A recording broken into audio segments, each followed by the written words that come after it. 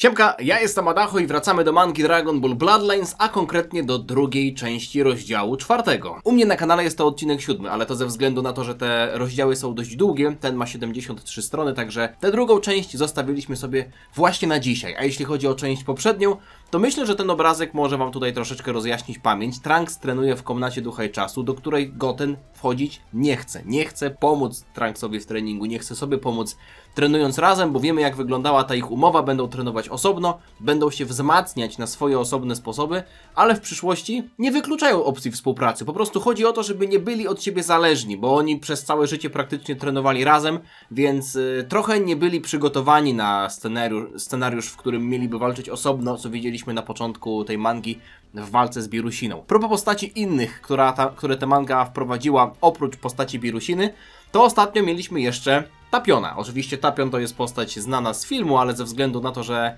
jest to postać niekanoniczna, to tak naprawdę ta manga wprowadziła tutaj Tapiona troszeczkę z czapy. Tapion obserwował, jak Yamcha pokonywał pewnego gościa, który przyleciał na ziemię. Tak naprawdę nie wiedzieliśmy, o co chodzi. Powiedział, że na imię ma Paruka, nie Peruka, tylko Paruka.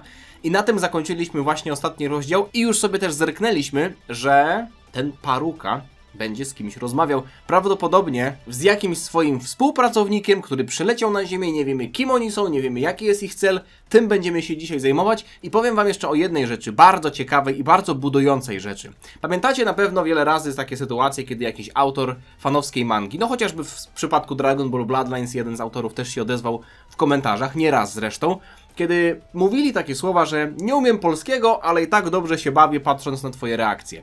Jest od niedawna na YouTubie taka opcja, dziękuję, że mi też o tym powiedzieliście, bo ja do tej pory nie byłem do końca tego świadomy, bo wiem, że YouTube wprowadzał nowe opcje, chociażby kiedyś nie można było dodawać po polsku automatycznych napisów, tylko jak się mówiło po angielsku, to angielskojęzyczny YouTube mógł sobie dodawać automatyczne napisy. Ostatnio zostało to dodane też do polskiego YouTube'a, czyli jak ja mówię po polsku, mogę dodać automatyczne napisy. Oczywiście one nie są aż tak bardzo dokładne, no ale chociażby dla osób, które być może są niesłyszące, napisy też będą potrzebne. Mało tego, YouTube ostatnio dodał opcję również, żeby te polskie napisy automatycznie tłumaczyć na inne języki, na praktycznie wszystkie języki.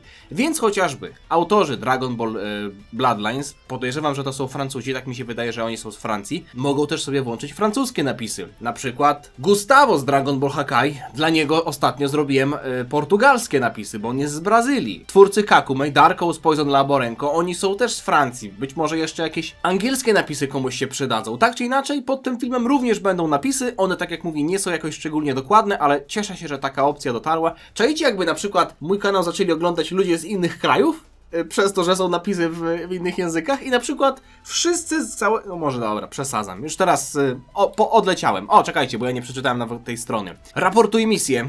Nie doceniliśmy tych ludzi. Raportuj misję, kapitanie. Czy ten człowiek tak cię pobił, że straciłeś słuch? Nagle pojawia się jakaś postać, której widzimy tylko nogi, ale wygląda na to, że po sposobie mówienia do tego rogacza. Ja nie mówiłem rogacz. Do tego rogacza być może to jest jakiś przełożony. Więc jak to wygląda? Odzywa się tajemnicza osoba. Nie, komandorze Lamu. Słyszałem cię. Słyszałem pana w zasadzie. Ooo, to jest inny rogacz. Ej, czy wam ten gościu nie przypomina Androida 13? Zobaczcie, teraz dopiero zwróciłem uwagę. Czyli mamy tutaj dwóch rogaczy. Jakiś gang rogaczy, ale... O, Bartek Wodnicki, dziękuję za suba. Możecie zostawić suba, nie przegapicie niczego. Bartek, powiedz mi, czy on ci nie przypomina Androida 13? Zabrać mu rogi, zmniejszyć ucho, troszeczkę zmienić strój i to jest Android 13, wypisz, wymaluj. Obok w ogóle mamy jakiegoś innego rogacza, prawdopodobnie to jest ten komandor Lamu, nie wiemy jeszcze więcej na ten temat, jesteśmy z powrotem w Pałacu Kamiego, gdzie sytuacja była opowiadana. Piccolo pytał w ogóle o co chodzi, bo on nic nie wie, tylko siedzi tam na Pałacu Kamiego całe życie i ostatni się o wszystkim dowiaduje. A Tapion z Yamszą przylecieli, Tapion zajął się opowiadaniem tej całej historii i mówi, no i w taki sposób wylądowałem u was. A, czekaj minutkę, myśli sobie Goten. No dobra, to tłumaczy, dlaczego ty i Birusina tutaj przylecieliście, ale wiesz może, kim jest ten człowiek, z którym walczył Yamcha? Ten, który wyglądał troszeczkę jak diabeł? Może wygląda jak diabeł, ale nim nie jest, odpowiada Tapion. O, w końcu się dowiadujemy, tym razem z ust Tapiona. Jest częścią rasy, która żyła w galaktyce sąsiedniej do naszej. Nazywają się Emish. Emish 300. Dziękuję ci bardzo za suba, ale proszę nie wchodź mi w zdanie. Żartuję. Bardzo dziękuję za suba. Nazywają się Osirianie. Czy oni mają coś wspólnego z tą firmą, która produkuje żarówki? No to inaczej się troszkę nazywa. Wszyscy wiecie, jak to nie muszę mówić. Osirianie. Syrianie. No dobrze. Ich planeta umarła, a w tym czasie oni stali się kreaturami ciemności. Wszystko, co chcieli robić, to podbijać. To dlatego, że ich planeta umarła? Nie mieli gdzie się podziać, więc stwierdzili, że zaczną podbijać inne planety? No to do tej pory byli łagodni. No zaraz zobaczymy. Przez lata na planecie Konac były legendy o nich. Konac to chyba była ta planeta, z której pochodziła Birusina i Tapion, no nie? I jedna legenda opowiadała o tym, że jeśli ci Osirianie kiedykolwiek mieliby ukończyć tę swoją misję o rządzeniu nad wszechświatem, cały wszechświat zostałby zatopiony w ciemności, a całe życie zostałoby zniszczone. Nasze matki... Co? Nasze matki straszyły nas, opowiadając nam do snu historię o złych postaciach z planety Osiria. Nasze matki opowiadały nam koszmary przed snem. Mamo, a możesz opowiedzieć mi do poduszki tę historię, w której Osirianie przejmują cały wszechświat, a całe życie jest zanihilowane? Tak, mały Tapionku, nie ma problemu. Tak, oczywiście. Ten, z którym walczył Yamcha, nazywał się Paruka. W zasadzie cały czas się nazywa. Jest kapitanem osyriańskiego w zasadzie elitarnego składronu. Spotkałem go kilka razy i słyszałem na jego temat przerażające historie. Jedną rzeczą, którą mogę powiedzieć, jest to, że jeśli faktycznie jest na Ziemi, mamy wielki no to mamy problem. No to mamy problem, bo nawet Tapion nie dokończył tego zdania. No to mamy tarapaty, powiedział Oskar ze Stizem. O, proszę bardzo, Tapion faktycznie coś wyczuwa. Muszę lecieć! Powiedz Trunksowi, że wrócę! O wow, Tapion nagle zamienia się w duszka. Tak szybko przebiera nóżkami, że aż jego nóżki zamieniają się w kreski. Tapion wylatuje faktycznie z Pałacu Kamiego. Coś tam wyczuł. Wydaje mi się, że może wyczuł tego drugiego komandora Lama. Jak on się nazywał? Lam? Filip Lam, ten piłkarz. O co Tapionowi chodzi? Co on tutaj wyczuł? Co się dzieje? Tak jakby coś poczuł. Może powinniśmy mu pomóc polecieć, pyta Goten. Nie, jeśli potrzebowałby pomocy, zapytałby, odpowiada Yamcha. Myślę, że wiem, gdzie poleciał. Nagle wtrąca się Piccolo. Widzimy Tapiona, który faktycznie gdzieś leci z pełną prędkością. Taki! Lada! Birusina, co ty robisz? Przecież zwykliśmy sobie mówić, kiedy będziemy potrzebować siebie nawzajem. Kiedy będziemy w jakichkolwiek kłopotach. To nie ma w ogóle sensu. Birusina nagle rzuciła się na tego... Jak on się nazywa? Już zdążyłem zapomnieć. Paruka z Osirii. O, nie, ale tutaj, patrzcie, to mi się podoba. Tak rysować mangę... tak rysować mangę trzeba. Nie musieliby nawet reszty pokazywać. To już wiadomo, że to jest Birusina. Czy ja naprawdę... nieważne. Birusina spotyka Tapiona. Nagle faktycznie się nad jakimś kompletnym pustkowiem spotykają. Myślę, że może Birusina jest naprzeciwko już Paruki, ale wygląda na to, że nie. Birusina! Birusina coś mu... Jakiś błysk pojawia się za nią. Podążaj za mną. Nagle pokazuje kciukiem za siebie i odwraca się i odlatuje. Tapion faktycznie za nią podąża. Lądują gdzieś na skale i Birusina odzywa się mówiąc: potrzebowałam, żebyś przybył sam. Nie chciałabym zrobić kolejnego bałaganu. Więc to dlatego użyłaś tego znaczenia ki. Wygląda na to, że Birusina jakby użyła... Aha, rozumiem. Tapion tutaj wcześniej mówił, że ten sygnał ki, który wysłała Birusina, to jest specjalny sygnał, którym oni się wcześniej przez całe życie porozumiewali, kiedy potrzebowali swojej pomocy, ale Birusina tak naprawdę tutaj pomocy nie potrzebuje, tylko zrobiła to w taki sposób, żeby Tapion przyleciał sam, bo chce po prostu z nim porozmawiać. Dobra, wystarczy tego gadania. Te demony są tutaj, Tapion. Relikt również jest na tej planecie, a oni o tym wiedzą. Czyli oni przylecieli też po ten relikt? No ale Paruka, Rogacz, mówił do Yamszy złodzieju. To ten... Zaraz zobaczymy, o co chodzi, bo tutaj się po prostu historia robi coraz bardziej gorąca. Jestem tego świadomy. Jeden z wojowników z tej planety już mierzył się z Paruką. Ale dlaczego ty tu jesteś? Podążali za tobą? Podążali za mną? Nie! Ja podążałam za nimi! Zabiję ich wszystkich po kolei za to, co zrobili dla mojego ojca. Aha, czyli dla mistrza. Dla tego Birusa z wąsem. Birusina! Co on by pomyślał, gdyby zobaczył, że coś takiego robisz? Szukanie zemsty przeciwko Osyrianom? Zabijanie tych, którzy wchodzą ci w drogę? Czym się stałaś? Zniszczyłaś wiele żyć na swojej drodze. Myślisz, że to byłam ja? Nagle odzywa się Birusina.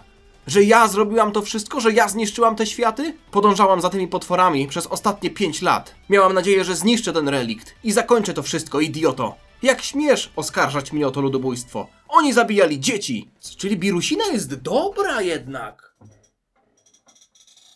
Chciałem się oprzeć i zapomniałem, że oparcie położyłem. Czyli wygląda na to, że Birusina faktycznie może nie być zła, że ona robiła te wszystkie rzeczy i podążała jakąś ścieżką zemsty tylko po to, żeby w gruncie rzeczy powstrzymać tych Osyrian przez ostatnie 5 lat. No dobra, zobaczymy, co tam będzie dalej, bo jedna rzecz, która mnie też bardzo zdziwiła, to to, że ci Osyrianie mówili o sobie, że oni nie są żadnymi demonami, jakby nawet byli wzburzeni na myśl o tym, na słowa o tym, że mieliby być jakimiś demonami. Kto tu jest zły? Póki co ja chyba tylko wierzę Tapionowi. Czyli mam po prostu uwierzyć, że nie zabiłaś tych wszystkich ludzi? Wiem, że tam byłaś. Widziałem ślad destrukcji, który zostawiłaś za sobą. Widziałem, jak stałaś obok ciał. Wystarczy tych kłamstw. Mistrz Jean uczył nas, żebyśmy byli lepsi niż to. Mój ojciec traktował cię jak syna. Wypuścił mnie samą i dał ci wszystko. Kiedy uczyłeś się tych magicznych sztuczek ze staruszkiem, który kochał pokój, ja trenowałam tam, daleko, żeby stać się silniejsza. Twój ojciec był faktycznie wielkim człowiekiem. Okej, Birusina wkurza się natapiona tak bardzo, że aż go kopie. Wystarczy, wykrzykuje.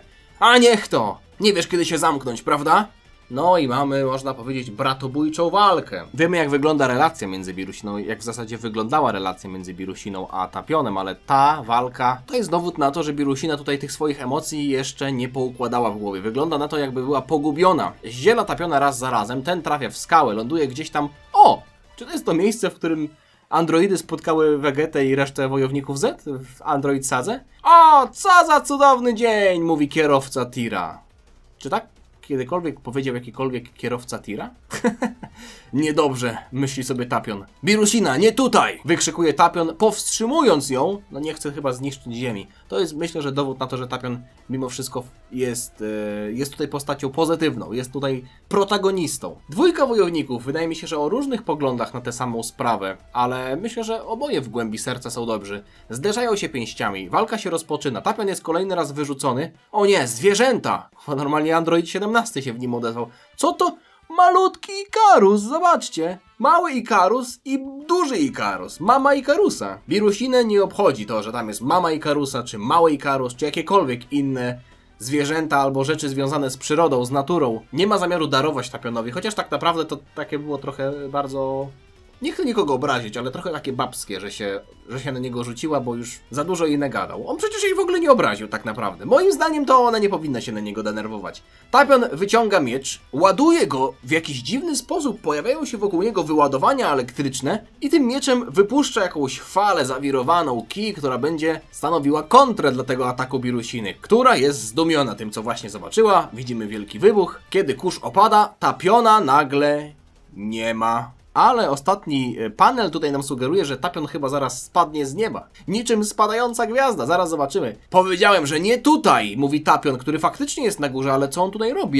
Jakby jednym ciosem pięścią wypuszczał jakąś falę uderzeniową, którą chce znokautować Birusinę? Patrzcie, faktycznie, Birusina jest trafiona tą falą uderzeniową i trafia w ziemię, ale Tapion tak w sumie przed chwilą mówił, że nie tutaj, a mimo wszystko i tak ją wbija w ziemię? Chyba że ona trafiła w wodę. Przestań odwracać swoją uwagę z powodu tych nieznaczących ludzi i skup się na mnie, mówi Birusina, której wygląda na to, że nie zależy na tym, żeby ziemia była w jednym kawałku, jak i też jej mieszkańcy. Powstrzymam cię raz na zawsze, odpowiada Tapion. Dawaj, koleżko, teraz to się kończy, kurwa, wykrzykuje Tapion. To się kończy, Tapion, teraz, znaczy... To się kończy teraz!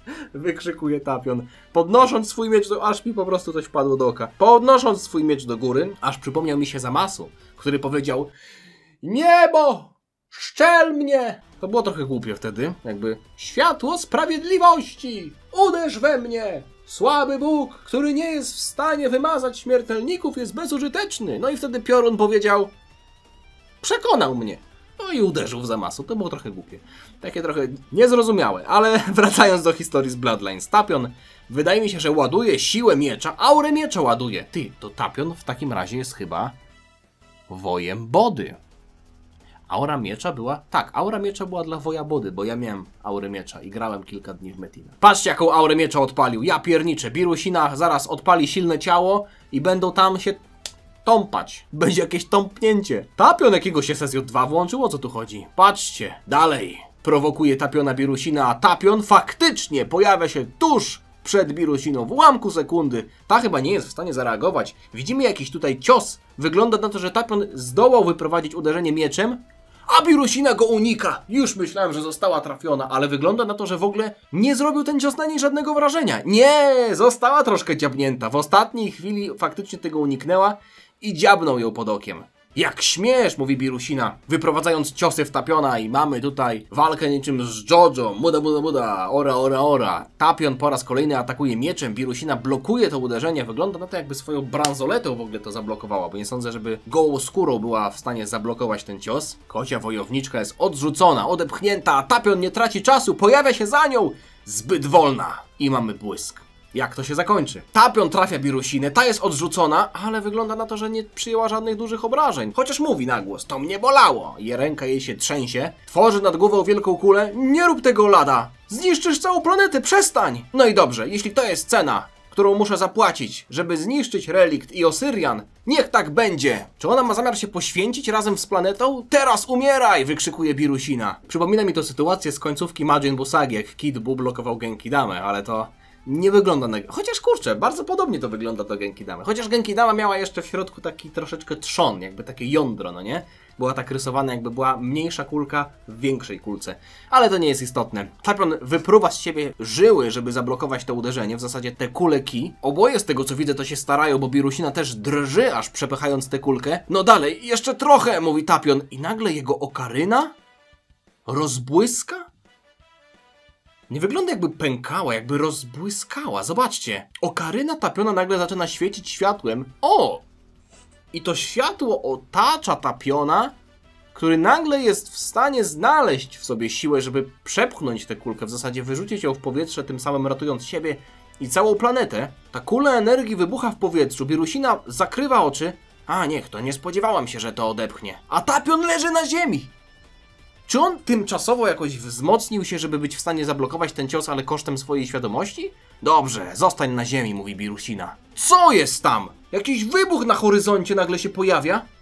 Cóż, tam jesteś. Nagle odwracał swoją uwagę Birusina i mamy koniec tego rozdziału. To be continued. Zobaczmy, jak jeszcze wygląda okładka kolejnego. Być może zobaczymy sobie coś więcej. O, jaki Trunksik. O, nawet mamy Birusinę w kolorze. Birusina, Tapion, Goten, Yamcha, Piccolo, Dandy i Trunks trenujący. Tapion wygląda na to, że musiał poświęcić swoją całą moc, żeby odepchnąć ten atak i uratować Ziemię, ale tę walkę wygrała Birusina, która nagle jest odwrócona w stronę wielkiego wybuchu za horyzontem. Tam jesteś. Czyli wygląda na to, że tam chyba jest ten rogacz. 2 rogacze tam są. Tylko co to za wybuch? Co oni tam robią? No cóż, zobaczymy sobie to w następnym rozdziale. Od razu widzę, że rozdział 5 ma 62 strony, także znowu ten będzie podzielony. W zasadzie wszystkie teraz kolejne rozdziały będę dzielił, bo są bardzo, bardzo długie, jak na jeden rozdział mangi. Tyle jeśli chodzi o dzisiejszy rozdział. Powiem wam, że więcej tutaj akcji było, chociaż zastanawiam się, no mówię, jest tutaj jeszcze dużo rzeczy